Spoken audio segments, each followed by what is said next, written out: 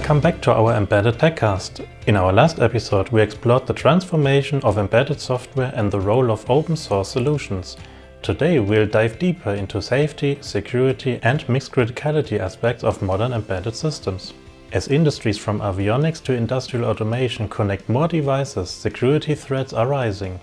How do we ensure safety without compromising flexibility? How does PikeOS, our RTOS and Type 1 hypervisor, provide a secure foundation? I'm Ben, and I'm still joined by Mark from our sales team at Cisco.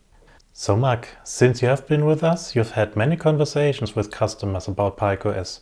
From your perspective, how does PikeOS contribute to safety and security in avionics? So openly, I heard of PikeOS, but I couldn't tell you what PikeOS did before I joined Cisco. I'd seen it on a few slides.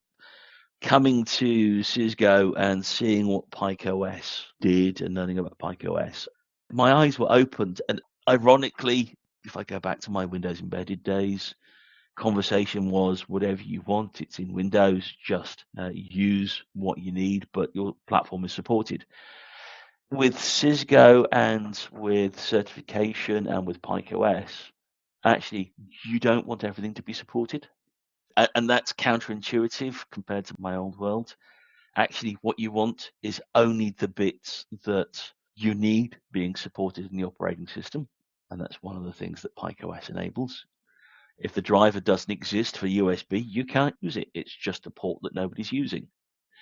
And as a consequence, the conversations that I've been having with customers has been, what do you need? What do we need to support? And sometimes it's been challenging their assumptions. We need ...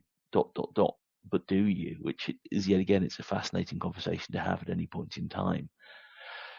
But also going back to the open source versus closed source or mixed criticality, finding out that PikeOS enables you to use open source, being able to use open source to support technologies that are not part of the safety case or the safety certification requirement, having an Android or Linux guest providing drivers or support for user interface or support for USB for technologies that are useful and provide functionality that might be needed but outside of the safety case, and then having safe and secure technologies running alongside on PikeOS in real time.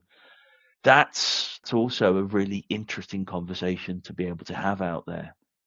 The other thing that I'm finding fascinating is I'm having a lot of conversations about safety. That's well trodden and everybody knows. But more and more, the capabilities that we have in PikeOS to separate in time and space, and therefore make sure that only the things that you want to happen. And that's a good thing from a security perspective. Having security conversations is fascinating. One of the challenges I think we have with safety is you achieve it and you don't want to touch it again, and you assume that the thing that you've proven is safe will not change unless something catastrophic happens.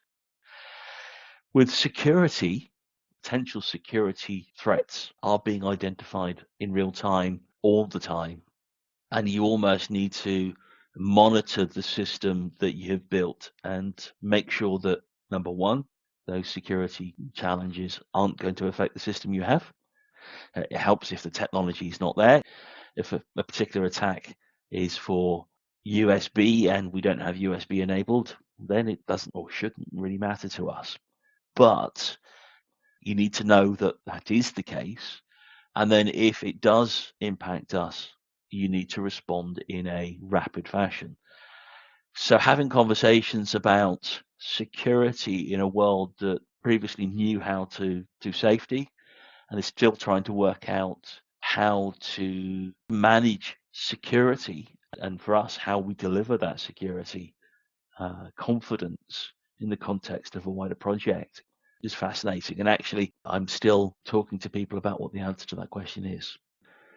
So PikeOS and our Type 1 hypervisor and real-time operating system in one is helping to drive those conversations about mixed criticality, mixed independent levels of security, and actually how do we as a supplier and how do we as a partner help customers achieve both safety and security for their systems in the modern world that we live in.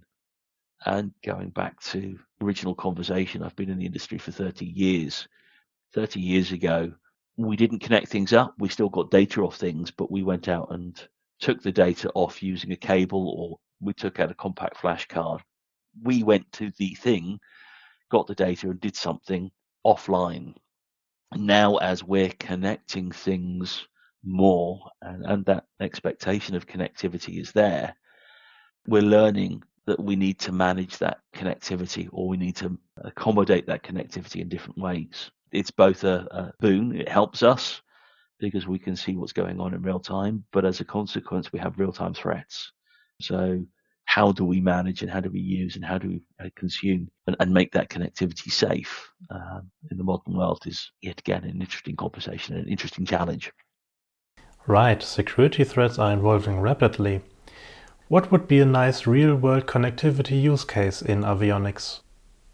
We're making sure that when you connect to the internet via satellite connectivity whilst the plane's in motion, that doesn't mean that someone has the means to actually go through your laptop or phone and into the plane infrastructure. When you're plugging your phone or your laptop into a USB charging socket, that you don't have the ability to then use that as a means to get into the aircraft infrastructure. When you land the plane and you are offloading the data from the plane to the ground-based systems, that's a one-directional thing in that the data gets downloaded, but those systems don't have the ability to affect the plane systems and change them, unless, of course, they're needed to. And then if there are changes needed to the software within the plane, that the right level of rigor is applied to those changes. So you switch from a ground mode to a flight mode, or from a flight mode to ground mode, you can only do certain things in ground mode. You cannot change the software in the plane whilst it's flying. I think the more I talk to customers, potential customers out there, the more I'm learning from them.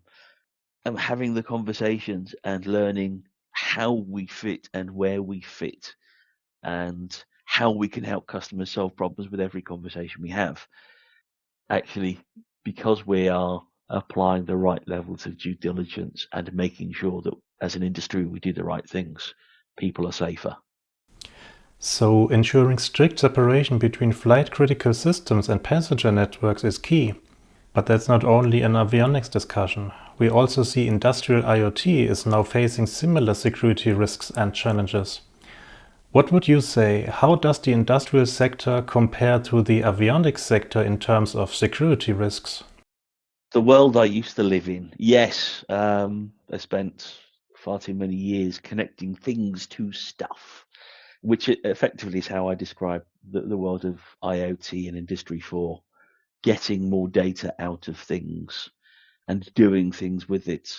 Phrases like overall equipment effectiveness, or OEE, and the ISA 95 model. Yes, very familiar with those.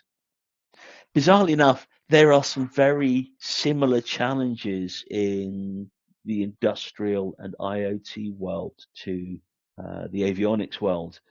The words business critical rather than safety critical are probably better used. So having a factory attacked and having to shut it down and therefore losing production and losing revenue has a major impact.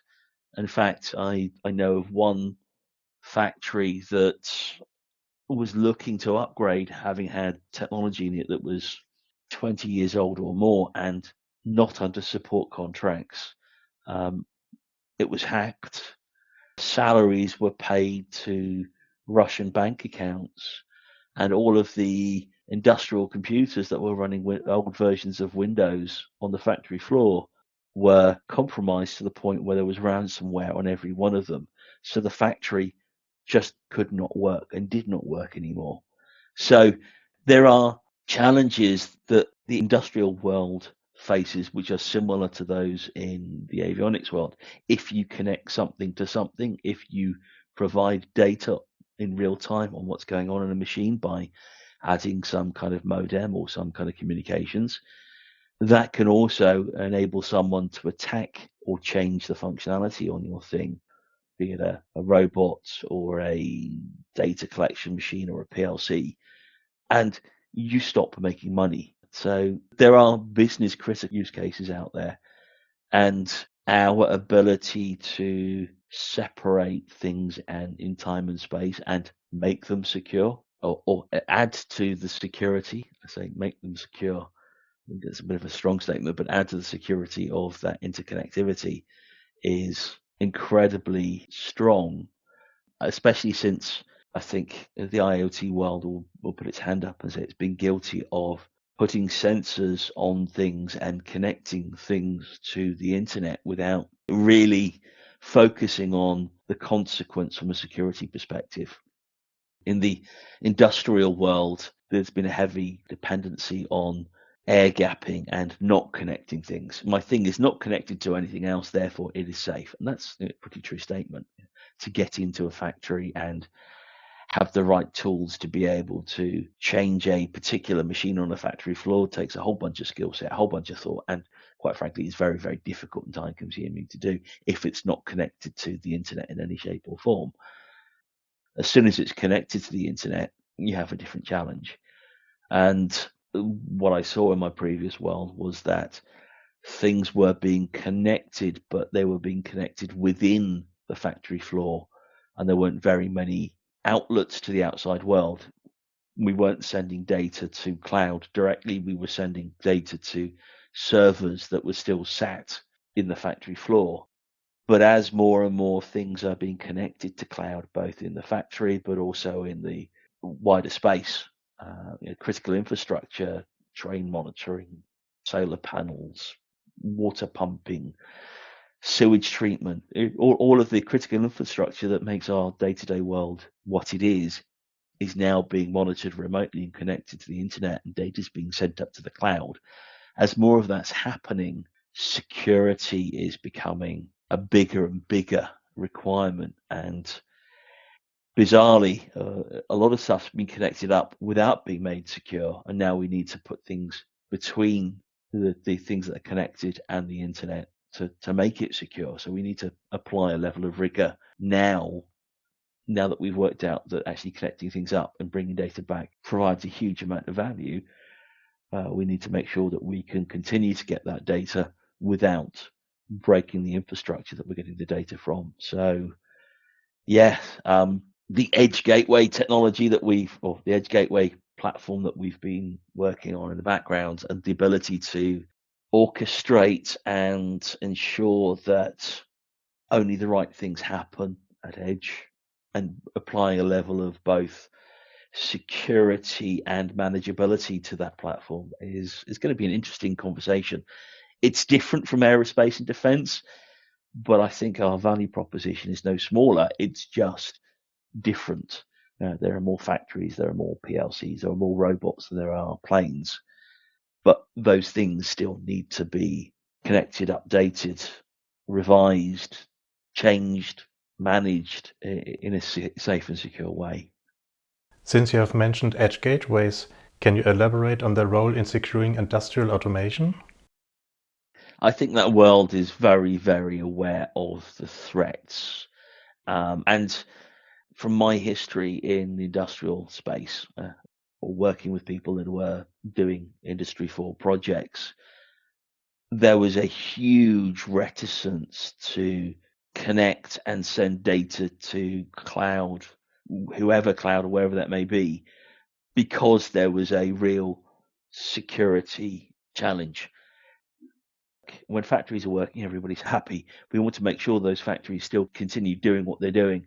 We want to minimize downtime. We don't want to add another technology or another layer or another capability to our systems that then makes them more vulnerable, that stops them working or gives the potential for them to stop working. So from the conversations I had in a previous life, there was a huge reticence to connect things without keeping the security in place.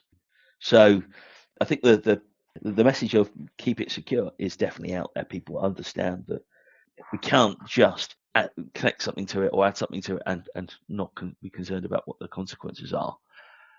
So I think the message of security, etc., will be a very easy one for us to tell. The challenge is it's a different market in the way it behaves. There are different players, and it's a different way of consuming the technology as well. And I think for us, we need to understand how we get our capability into the hands of the people that can use it. Typically, someone on the factory floor or a manager of infrastructure will not want to configure PikeOS at the level that someone in the avionics space will. But they will still want to have that security or have the benefit of the security that we can provide. So it's an interesting journey, finding out who we need to work with, who we need to partner with, who we need to build a joint message with to be able to deliver a solution to the industrial world, be it in sensors or in gateways. Or I have to say, I found the Edge Gateway part of our conversations probably the most interesting. We know that we have a value. We know we have technology that would be of interest. We have explored the critical balance between safety, security and flexibility in modern embedded systems today. As industries evolve, securing reliability while embracing new technologies is more important than ever. But what happens when we add AI and machine learning to the mix? In our next episode, we'll dive into the role of AI in embedded systems and its impact on real-time applications. How do we harness AI's potential while keeping systems predictable and secure? Thanks for tuning in to the Cisco TechCast. Until next time, stay safe, stay secure, and keep engineering the future with us.